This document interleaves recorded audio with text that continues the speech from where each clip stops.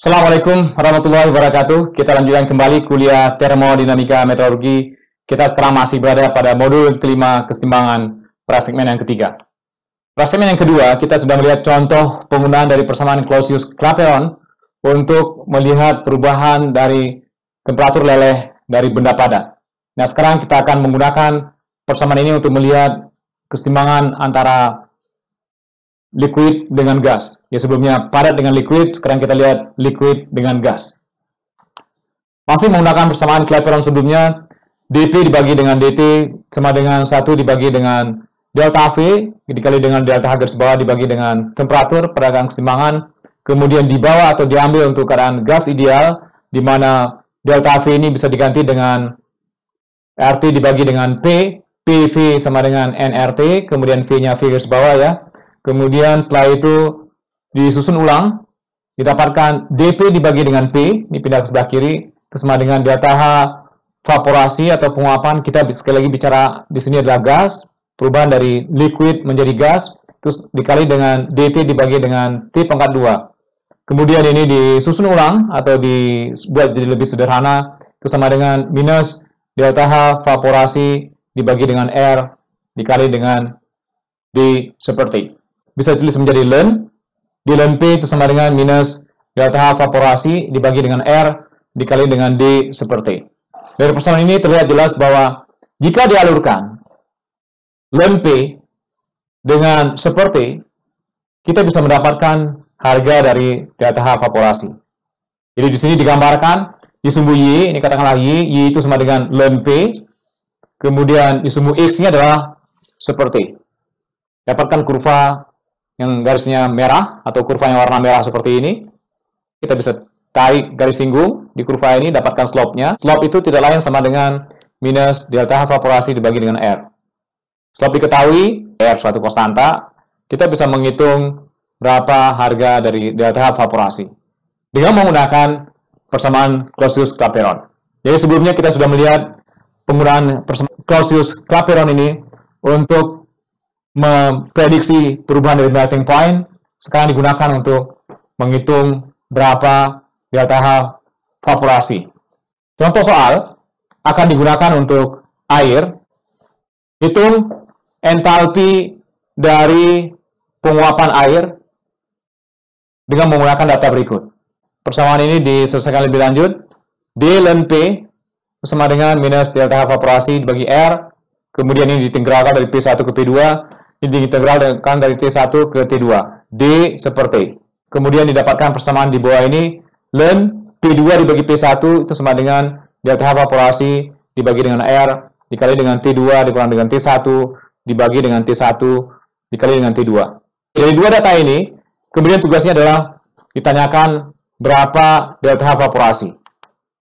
Delta H vaporasi ini mudah ya. Tinggal Anda masukkan, ambil di sini tekanannya, katakanlah ini 1, ini sama dengan 2, ini 2, P2 sama dengan 0,03169 dibagi dengan P1 0,02339, kemudian dikali sama dengan delta H vaporasi bagi R, dikali dengan T2, T2 298, dikurang dengan T1 293, dibagi dengan T1 kali T2, 298 kali 293. Kemudian didapatkan harganya, harga itu sama dengan delta H dibagi dengan R, kemudian R-nya dimasukkan 8,314, untuk satuannya joule atau 1,987 untuk satuannya kalori. Ya, di sini karena diminta adalah joule, tinggal ini dikali dengan 8,314 didapatkan 44092 joule per mol. Jadi dengan menggunakan persamaan Clapeyron, kita juga bisa menghitung delta H vaporasi. Ini aplikasi juga atau contoh dari penggunaan Clausius-Clapeyron. Kalau misalkan kita ingin mengetahui berapa sih temperatur mendidihnya dari air, dia mendidih, dia merubah ya, temperatur yang pertama dia atau boiling point bahasa Inggrisnya, temperatur didih bahasa Indonesianya, berapa temperatur didih dari air. Kita bisa menggunakan data ini, kita prediksi ya. Ini contoh dari penggunaan persamaan Clapeyron. Kalau misalnya kita masak pada ketinggiannya 0 meter, air mendidih pada temperatur 100 derajat Celcius. Tapi kalau misalnya kita masak air pada ketinggian 2.400 meter, air mendidih di 92 derajat Celcius. Mengapa?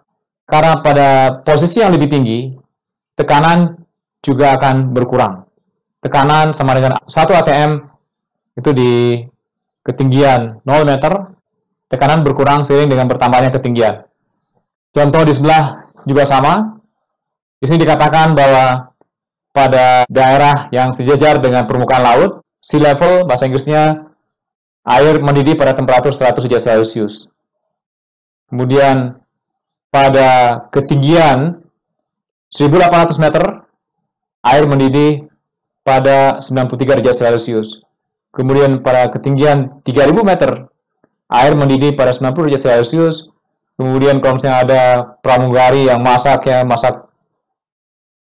mie instan di pesawat yang ketinggiannya katakanlah 6.000 meter, air mendidih pada 79 derajat Celcius. Ada pengaruh ketinggian ini terhadap tekanan. Makin tinggi tentu saja tekanannya makin berkurang. Kenapa berkurang? Karena pada daerah yang lebih tinggi jumlah dari nitrogen dan oksigen atau jumlah udara ini berkurang, sehingga tekanan juga akan berkurang. Tentu saja di bagian yang rendah tekanannya bertambah karena gravitasi, semua udara itu ditarik dekat dengan bumi, itu mempunyai tekanan yang lebih besar karena pengaruh dari gravitasi ini.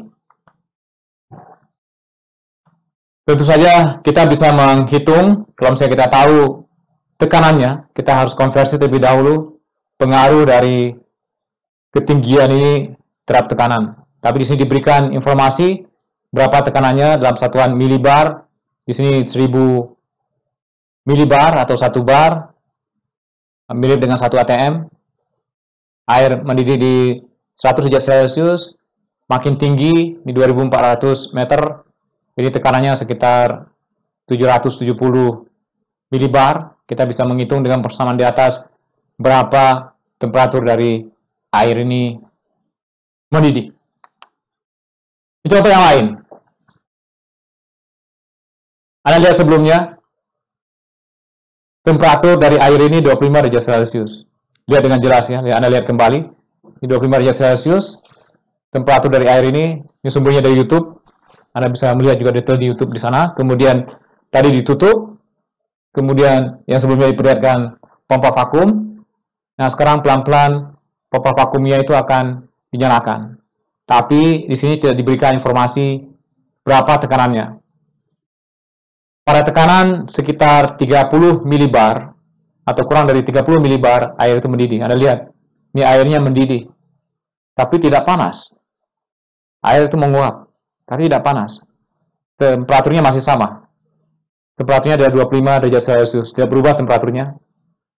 Yang menyebabkan dia mendidih tidak lain adalah karena tekanan dari sekeliling ini dibuat menjadi lebih kecil. Jadi dihubungkan dengan pompa vakum yang tadinya diperlihatkan di awal. Kemudian pompa vakumnya dihidupkan. Setelah itu tekanannya akan turun pelan-pelan. Begitu mencapai sekitar 30 milibar, air ini mendidih. Anda pegang tidak panas, tapi airnya mendidih ya.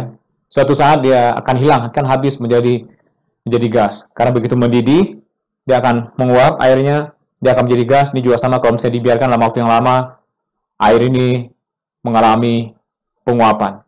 Ini sebentar lagi diberhentikan, kita tunggu saja sebentar lagi ini ya, tidak begitu lama ini videonya kalau tidak salah 5 menit, kemudian dicoba untuk dipersingkat di sini sekitar 2 menit. Ini kita tunggu sebentar, dia akan mematikan pompa vakumnya. Ini sepertinya sudah mau dimatikan atau ini sudah mati. Tekanannya mungkin berubah dengan tekanan yang sama dengan tekanan sekeliling ya. Anda lihat ini mengembun. Terjadi pengembunan karena dia menguap, kemudian mengembun ya, terjadi embun di permukaan dari glass beaker ini. Kemudian ini dibuka, temperaturnya masih 25 derajat Celcius. Kalau misalnya dibiarkan dalam waktu yang lama, air ini semuanya akan menguap. Baik, itu contoh penggunaan dari kesetimbangan untuk melihat fasa dari liquid menjadi gas Kemudian dengan menggunakan persamaan Clapeyron, kita bisa memprediksi pada tekanan berapa air bisa menguap atau suatu benda bisa menguap. Kita bisa tentukan atau bisa hitung dengan menggunakan persamaan Clapeyron. Mudah-mudahan bermanfaat. Assalamualaikum warahmatullahi wabarakatuh.